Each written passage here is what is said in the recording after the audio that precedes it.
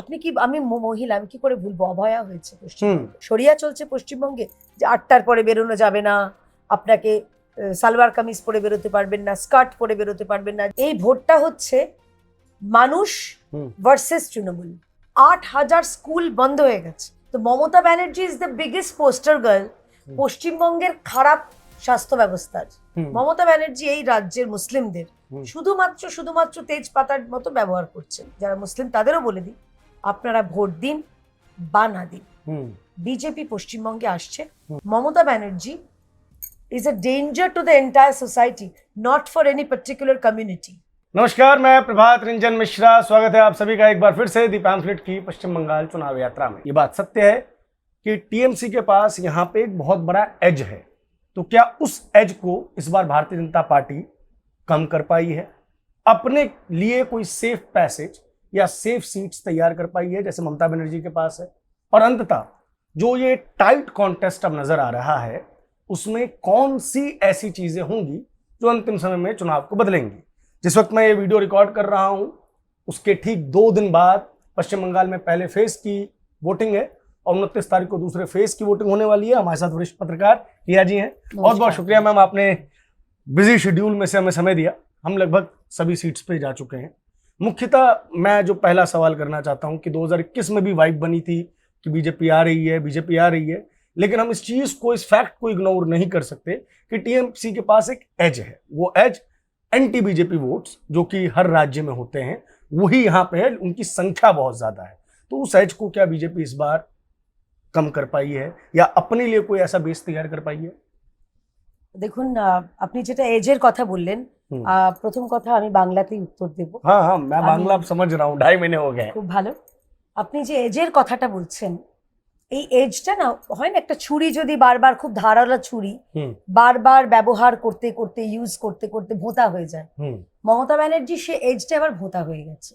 আমি আপনাকে উদাহরণ দিচ্ছি 2021-এ মমতা ব্যানার্জির সেই হুইল চেয়ার সারা দেশ, সারা বাংলা তো দেখেইছে, সারা দেশ দেখেছে। ধাক্কা, বাঙালির একটা সিম্প্যাথি, একটা এমপ্যাথি যা হয়েছে এটা অস্বীকার করার কোনো জায়গা নেই। এইবার মমতা ব্যানার্জির চেয়েও সেই জায়গাটায় উনি কিছু লাভ পেতে পারলেন না। কেন বলছি, একটা হেলিকপ্টার নিয়ে একটা প্রবলেম হয়েছিল, ড্রোন হেলিকপ্টার। উনি বললেন আমাকে মারার জন্য, কিন্তু দেখা গেল ওটা আইপ্যাকেরই লোকজন ছিল। তো মমতা ব্যানার্জি এই একটা ইস্যুকে বারবার বলে বলে বলে বলে এজটা ভোঁতা হয়ে গেছে। এক নম্বর। আচ্ছা, আপনি একটা খুব ইন্টারেস্টিং কথা বললেন যে অ্যান্টি বিজেপি ভোট। প্রথম কথা, এখানে অ্যান্টি বিজেপি না, এখানে অ্যান্টি তৃণমূল ভোট হবে। 3 বারের সরকার, হিউজ অ্যান্টি ইনকামবেন্সি। মানে এটা অ্যান্টি ইনকামবেন্সি, কিন্তু এটা হাওয়াতে নয়, এটা প্র্যাকটিক্যাল, এটা বাস্তব। কেন বলছি, প্রথম কথা করাপশন, দুর্নীতি। পশ্চিমবঙ্গে তৃণমূলের মতন দুর্নীতি অন্য কোনো রাজ্যের কোনো আঞ্চলিক দলে নেই। আমি কংগ্রেসের দুর্নীতিটা বাদ দিচ্ছি, মানে ওটা তো আবার মানে অন্য ব্যাপার, একদম হিমালয়ের মতন দুর্নীতি। কিন্তু একটা রিজনাল পার্টি, আঞ্চলিক দল তৃণমূল, তাদের যা দুর্নীতি, সেই দুর্নীতি লজ্জা ফেলে দিচ্ছে।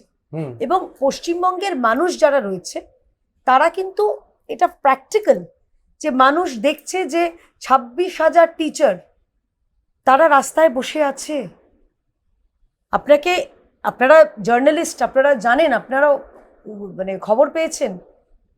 শুধুমাত্র এটা তো এসএসসির যারা প্রাইমারি টিচার 52,000 52,000 টিচার, তাদেরও চাকরি যেত। প্রাইমারি টিচারদের চাকরি গেছে আমরা জানি,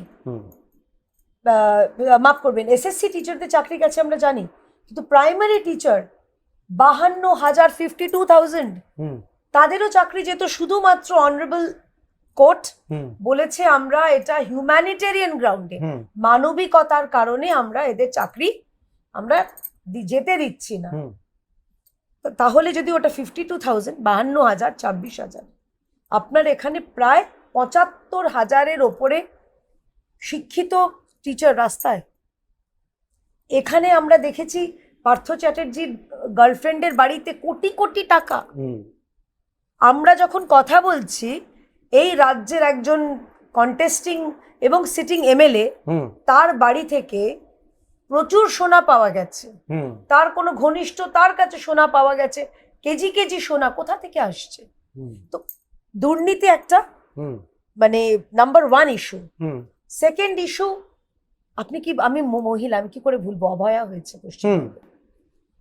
আচ্ছা, অভয়াটা আপনারা বলবেন যে বারবার অভয়া অভয়া বলবেন, ঠিক আছে আমি বলবো না, অভয়াটা পরে বলবো। পার্ক স্ট্রিট, हम्म কামদুনি, हम्म হাঁসখালি, हम्म কালিয়াচক, কাকদ্বীপ, ক্যানিং, কোচবিহার, আমি আপনাকে লম্বা লিস্ট দিতে পারি। पुरुलिया मेदिनीपुर যেখানে প্রতিটা জেলায় हम्म মানে এখন এমন হয়ে গেছে, একটা মহিলা মুখ্যমন্ত্রী যদি বলেন, চিন্তা করুন যে 8টার পরে বেরোলে তোমাদের সুরক্ষার দায়িত্ব আমি নিতে পারবো না, বেরোবে না।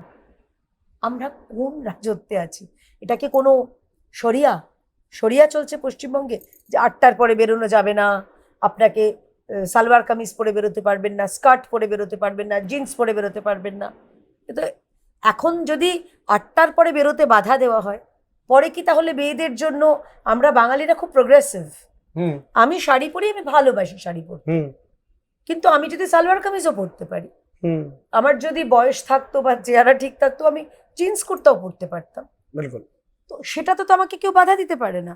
পশ্চিমবঙ্গে হতে পারে যে মহিলা মুখ্যমন্ত্রী বলে তুমি 8টার পরে বাড়ি থেকে বেরোবে না, পরের দিন বলবে যে না মেয়েরা তোমরা স্কার্ট পরবে না। তো হয়েছে, ভাবতে পারছেন? বেঙ্গলি স্কুলে হয়েছে, একজন টিচার সালোয়ার কামিজ পরে স্কুলে গেছিলেন, তাকে হ্যাকল করা হয়েছে। তো এইটা হচ্ছে পশ্চিমবঙ্গের বর্তমান পরিস্থিতি। তো এজ যেটা বললেন, এজটা নেই। এখন যেটা হচ্ছে, মমতা ব্যানার্জি এবং তৃণমূলের বিরুদ্ধে huge anti incumbency, rejection, mistrust, এই 3টে ফ্যাক্টর মমতা ব্যানার্জির এগেনস্টে কাজ করবে। देखिए आपने दो जो चीजें हैं ना उनको एड्रेस किया इस चीज में, और चूंकि अब 2.5-3 महीने हम लोग रहे हैं पश्चिम बंगाल में, तो थोड़ी बहुत चीजें हम लोग भी बंगाल की पॉलिटिक्स के बारे में आसानी से मतलब काफी चीजें समझने लग गए हैं। बिल्कुल सही बात है आपकी कि महिलाओं के खिलाफ यहाँ पे बहुत सारे दुष्कर्म हुए हैं, घर्षण यहाँ पे कहते हैं, और आरजी कर तो एक बड़ा मसला है। और मैं हमेशा कहता हूँ कि आरजी कर इतना बड़ा मुद्दा हो गया कि उसके चक्कर में बहुत सारे छोटे मुद्दे छुप गए, जबकि वो भी उतने ही इम्पोर्टेंट थे। हम कई जगह पे गए हैं जहाँ पे हमने देखा है कि पोलिंग, कस्बा हो गया, चाहे पार्क स्ट्रीट हो गया, चाहे काकद्वीप वाली जिस घटना का आपने जिक्र किया, और इनफैक्ट पोलिंग वाले दिन, लास्ट टाइम जब काउंटिंग वाले दिन था, तो जिनके हस्बैंड्स काउंटिंग के लिए गए थे या पंचायत चुनाव में जिनकी घर में खड़े थे, तो जिस तरीके से वहां पे चीजें हुई, उनमें से बहुत सारी चीजें तो रिकॉर्ड में ही नहीं है, और लोग बोलना भी नहीं चाहते, एक बुरे सपने की तरह भूलना चाहते हैं।